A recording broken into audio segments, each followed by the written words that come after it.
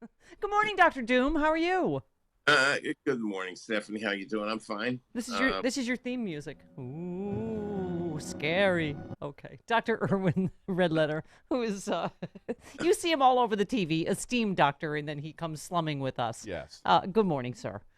Good morning, Stephanie. Well, it actually is a scary time, isn't it? And I was saying when we opened the show, does this not tell you everything you need to know about where we are in America? Trump's Tulsa campaign rally sign-up page includes coronavirus liability disclaimer. So it is both a Democratic hoax and completely gone as they disband the coronavirus task force. But could you just sign this disclaimer saying you won't sue us when you get coronavirus? Yeah, a coronavirus disclaimer is an extraordinary statement that really does reflect the confusion and ignorance that is coming out of this White House. It's just, by the way, it's not really ignorance. I think what we're dealing with now is a full-blown effort to create a narrative around this coronavirus for the upcoming election. And I think it's going to be tough. I think he's going to try to claim that he saved, three-quarters of a million lives because the experts said that there might be 1 million deaths, but actually there's probably going to be around 250,000 deaths. And he's going to claim, Donald Trump is going to say, I saved three-quarters of a million lives due to my astute, smart, effective policies. And we have to pay attention to that because this was the biggest, most incompetent screw up of policy around public health in American history. So there you go. Yeah. And it's to think that in 1918, 102 years ago, there was a lot more thoughtful policies. There were mistakes made, but it's just incredible that we had a country that was in a very different state. We're all together on it. We tried different things. Some cities were more aggressive in limiting movement and so on and gatherings than others. But at the end of the day, we at least could look back and say we tried our best with technology available 102 years ago, and it was way better than what we're seeing now. Well, that's right. I mean, you don't have to have a fancy degree from Columbia or wherever you are. That's where you are. But to know that this is this is just chaotic, and even the data collection, as I know I've heard you talked about on TV, this is, as you say, the biggest pandemic probably in our history. And first of all, as a doctor, you said in 8 weeks the demographics slipped from majority over age 60 to majority under 40 in Washington state. If what's happening in Washington state becomes true nationally, we have a problem. And I think, as what you're seeing with these protests, with younger and younger people, it appears that is going to happen. And this is what I've been afraid of. Is it's almost like clockwork. 2 weeks after Memorial Day, when everyone decided coronavirus was over, we have this new wave, right? And we're going to start seeing the wave from the protests, aren't we? We are, unfortunately. This is a very complex problem. I've written about this issue that, you know, I don't know what I would do, but I'll tell you, Stephanie, the first thing I thought of with these protests and people putting themselves in peril by protesting was I was remembering the 1960s civil rights movement, where people said, yes, I'm going to cross that bridge in Selma, Alabama, even though I'm going to be met by ferocious dogs and cops that are going to try to beat the crap out of me with their batons. Mm-hmm. And people put their lives in their hands sometimes when there's a larger issue that is important to them and to society. And I think that's what we're seeing with the protests now. Right. Well, I mean, and that could that be more wrongheaded? Speaking of, the Trump rally is apparently they're using that to say, oh, liberals are hypocrites. Like, oh, see, we can get together in crowds now because look at the protests. Well, as you say, they're protesting, a cause. As you tweeted, you said, how did you say this? You said George Floyd's murder was the final straw in a tinderbox, also fueled by a pandemic that disproportionately impacts African Americans, more fatalities, job loss. We must address the underlying injustice and racism we've lived with for so long.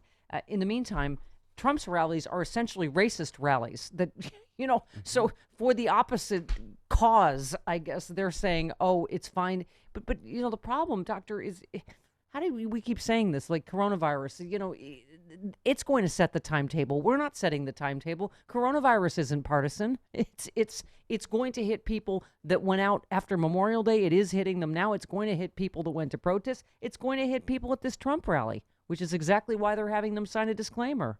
Right. And it's going to hit people who are, thinking that the quote unquote reopening that's now happening in all 50 states in various phases, that reopening is a sign that we're back to normal. And we're not back to normal. We are in the middle of a very, very serious pandemic that's not going away. There's some states that have gone down a little bit or plateauing. There's other states that are really, really rising fast, like in Florida. But I think it's a very confusing message that the governors even are giving out, as well as the president, because they're saying we're going to reopen. People think, oh, we're back, we're good, and we're not. Yeah. So, well, yeah, for many people, the thunderbolt that we thought perhaps should have occurred when the president held up a Bible after gassing peaceful protesters. You brought up so that he's going to hold his whatever. He's going to give his speech in Jacksonville, Florida, as you say, Doctor. First of all, big rise in Florida and coronavirus cases. And you also tweeted, so now it's, because as you do, as Dr. Doom, you tweeted, so now it's hurricane season. It's hurricane season that will need mass shelters coupled with huge street protests and racially motivated killing of George Floyd. Can we handle all of this coupled with the need to control pandemic spread? Yes, it feels biblical, all of the forces. And as you say, the U.S. is unprepared to face multiple crises on top of the global pandemic. Even without a pandemic, public health departments and hospitals' disaster preparedness programs across the U.S. have been chronically underfunded for more than a decade. It is a horrible perfect storm, isn't it? It's a incredibly difficult perfect storm that we are. I think people don't understand how unprepared we are and have been for so long. But one of the questions, Stephanie, is are we now taking these as lessons? Are we learning anything? What are we doing here exactly? We're going to try to scramble if we have a big hurricane in the Gulf. I had a conversation with a reporter yesterday from New Orleans, and she was asking me these questions: What is going to happen in Florida, in the Gulf, if we do get a massive hurricane? And it depends. It depends. Do we have 3 times the number of shelters we used to have so we can actually separate people? Have there been specific plans made to handle this multiple threat at once? We're bad at one threat, and now we have 2 or 3 simultaneously, and it's very scary. It's awesome. And you also have a mosquito-borne virus coming in the Northeast, so good luck to you. Yeah, yeah, exactly. You said, you said we're still in the middle of a catastrophic disaster, so we're barely ready to even talk about the next wave. I think it's completely inevitable we'll have a second wave, probably third wave, before we get a vaccine. Doctor, that's what I wanted to ask you is how do you as a doctor quantitate, are we in a larger, completely predictable first wave based on our behavior, or is this a second wave? How do we know what's a first, second, or third wave?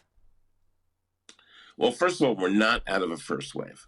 And second of all, this is a novel or a new virus that nobody's been exposed to before, and we don't understand its behavior, Stephanie. This is what I think has been very aggravating to modelers and people who are trying to make policies.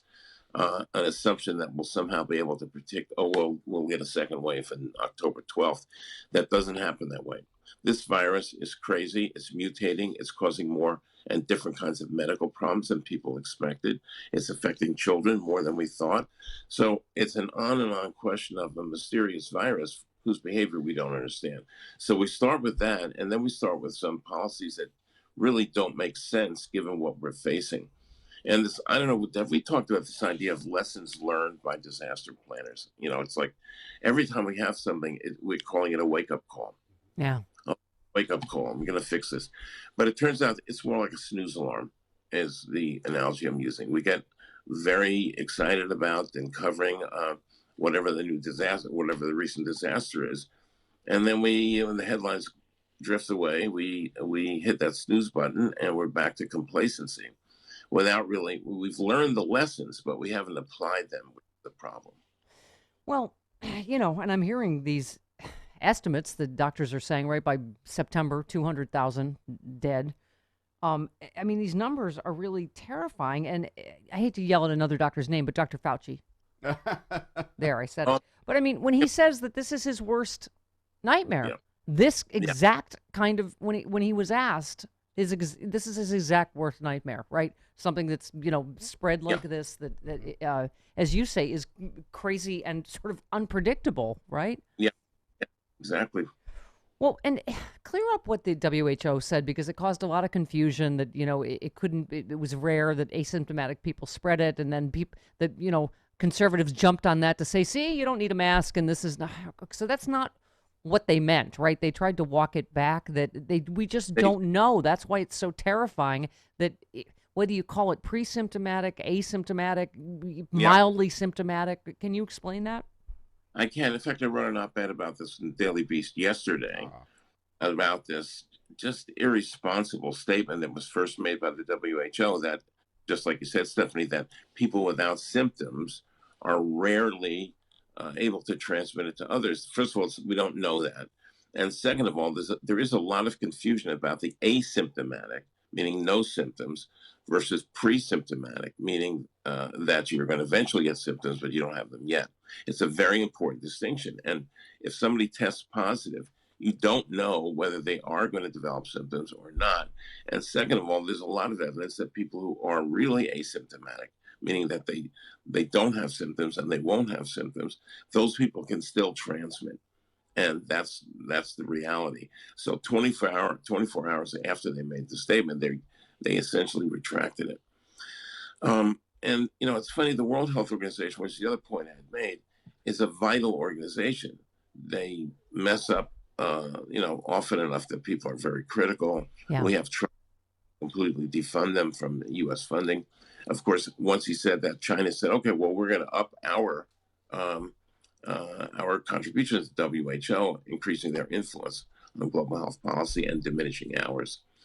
So this was an unfortunate statement, but people should not get the idea that we don't need WHO, because we really do. There's no other agency that could replace them. Yeah.